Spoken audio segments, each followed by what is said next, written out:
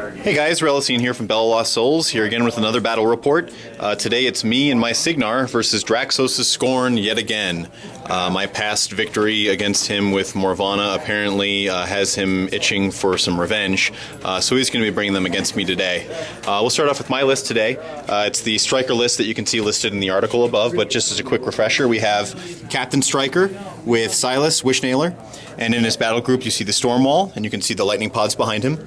A full unit of Long Gunners, a unit of Rangers, full unit of Forge Guard, Lady Ayana and Master Holt, Rupert Carvolo, and a full unit of Stormcallers. Here we are with Sam's list. Sam, take it away. Alright, we have Prime Makeda, Mullet Karn, Tiberian, one Archidon, one Titan Gladiator, Basilisk Kriya, the Agonizer, a full unit of Annihilators, a minimum unit of Paingivers, and the brand new Mortithuge Willbreaker. Unpainted Boo! I bought him yesterday, I haven't had the time. So he's out too, so we'll get to hear a little bit about how he works in the game as well.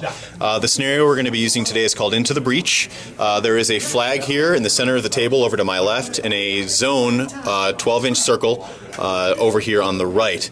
Draxos, how do these work? If your Warlock dominates this flag, you gain one control point at the end of every turn. If you control the zone, you get one control point, but if your Warlock dominates it, you get two instead. Excellent. So we're going to roll off to see who goes first, and you can check in right after deployment.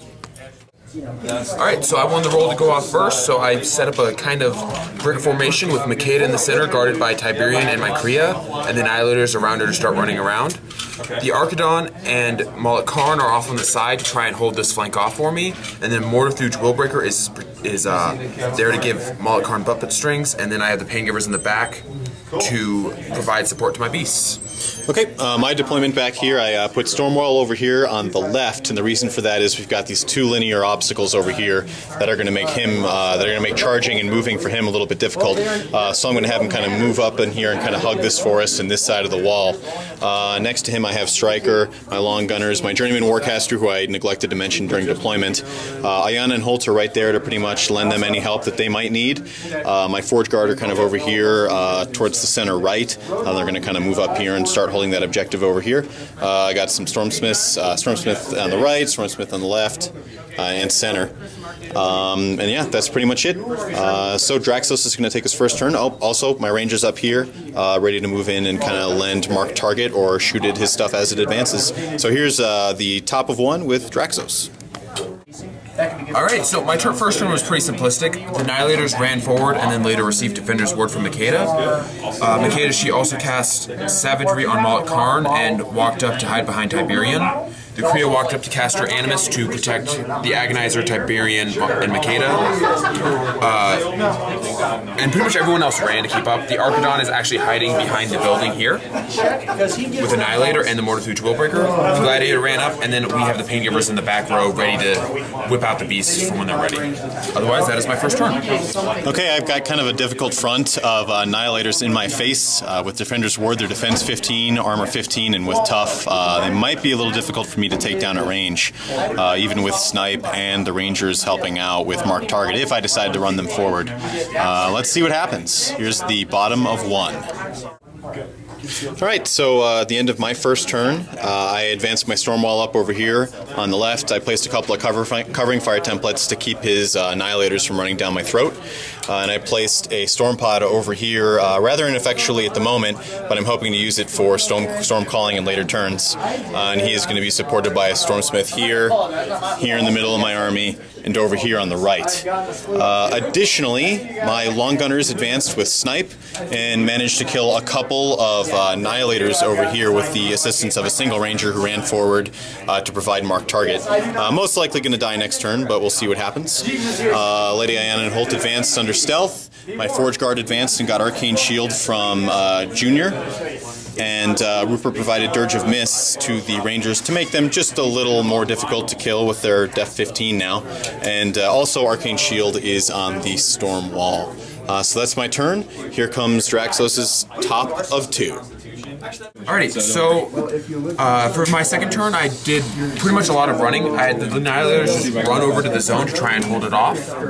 My Archidon, who is still hiding behind the building, cast his Animus' Sprint on Karn.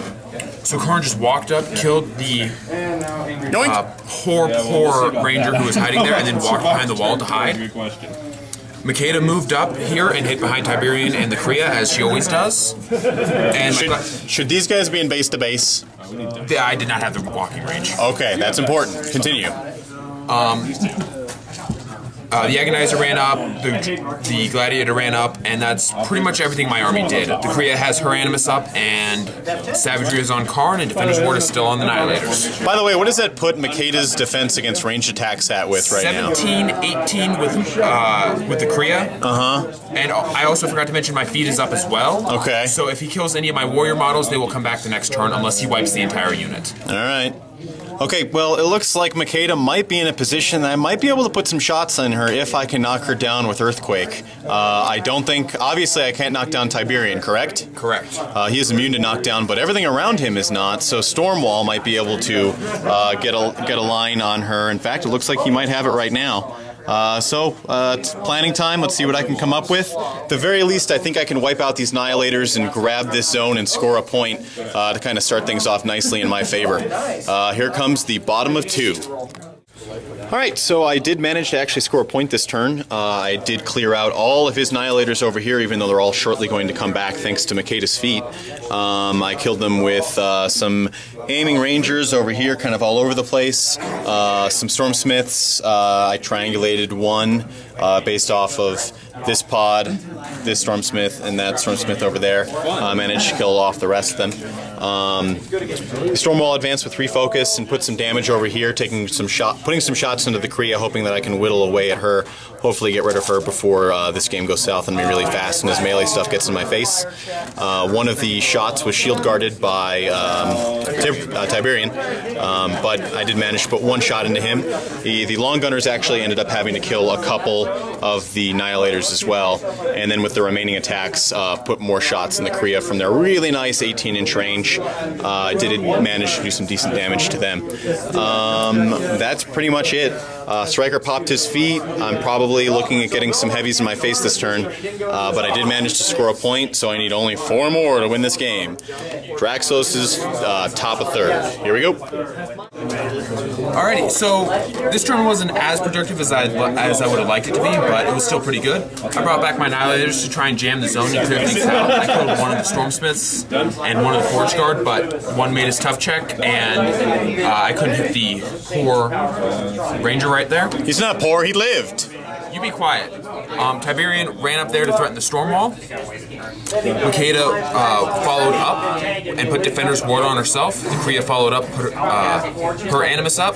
Karn actually walked up and used Sidestep and Sprint to kill off several Forge Guard and run behind the wall. My Gladiator ran, and that's really about it. The Agonizer was the last thing to activate. It ran up and said no focus allocation, clipping the Stormwall in its bubble. And it's not an action? It can do that without... At any time during its activation. It's the same thing as the stone on... For sure, I gotcha. That's really dirty. So, nobody scores over here. Nobody scores over here on this flag. I'm still up 1 point. But Makeda is awfully close, and I have lots of stuff that can shoot her. But she is very well protected with Defender's Ward and the Kriya's Animus and a Shield Guard and 2 transfers. So, I don't know. I'm thinking about it. We'll see what happens. So that's the end of my turn.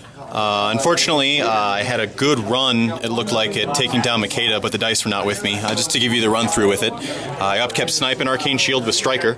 I could not give any focus, unfortunately, to the Stormwall, so he just kept 5. He advanced and put an Earthquake into the Kriya, knocking down pretty much everything around it except for Tiberian, because he's unfortunately immune. But that did set me up for a nice little ranged assassination run. But I had a couple things to worry about, namely that Makeda was sitting on 2 Fury. She had Defender's Ward, and the Kriya was nearby to help protect from ranged attacks. So I started by trying to get rid of that Kriya, and I did that by freeing up the Forge Guard that were tied up by the Annihilators with Rangers and with Storm Calls. They charged in and managed to get rid of the Kriya with just a single swing. This Forge Guard managed to kill the Agonizer very nicely. Then I kind of began executing the plan, as it were, by advancing Ayanna and Holt up to here. She went to go put harm on on him, and I rolled Snake Eyes, unfortunately, for the first time. Holt shot her twice, missing once, again, because of another Snake Eyes. That was the second one of the turn. I think we lost count of the Snake Eyes. No, there were 4, I remember. Then the long gunners went. I had 2 that were not able to see Makeda, so they had to advance over to here so they can grab line of sight on her. I did 2 5-mans, which is basically this group, and then the group that did not move, these 8, got an additional shot. So I got 2 5-mans and an 8-man, and I managed to roll 2 more Snake Eyes during that, unfortunately. Then the Stormwall moved up. I got 4 shots with the Metal Storm cannons, which are POW 12s, and they managed to do a little bit of damage to Makeda, but not quite enough to really make it meaningful, and I put the 2 big gunshots into her. One was shield guarded by Tiberian, and most of it was transferred. I did manage to get about, 9 damage on her?